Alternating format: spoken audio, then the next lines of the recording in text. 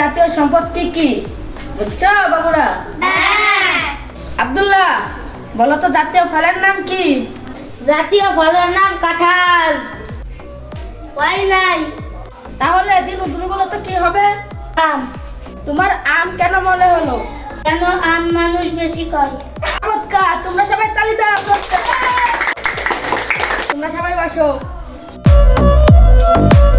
তুমি দাঁড়াও তো। বলো তো জাতীয় পশুর নাম কি? গরু গরু। চমৎকার, তালি দাও তালি দাও। তো বসো, তুমি বসো এখন। আলামিন দাঁড়াও তো। আলামিন তুমি বলো তো জাতীয় মাছের নাম কি? জাতীয় মাছের নাম পাঙ্গাস। কেন মনে হলো জাতীয় মাছের নাম পাঙ্গাস? সবাই বেশি খায় এর জন্য। আলামিন তুমি বসো। তুমি দাঁড়াও তো। বলো তো জাতীয় ফুলের নাম কি?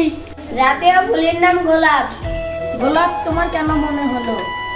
গোলাপ বেশি শুভ কাজে ব্যবহার করে। চমৎকার, এরকম স্টুডেন্ট কোথায় ছিল? তালি তালি তালি। আর তুমি বসো বসো, তুমি ভালো পেরেছো। তুমি দাঁড়াও তো। তনু, তুমি বলো তো জাতীয় পাখির নাম কি? কবুতর।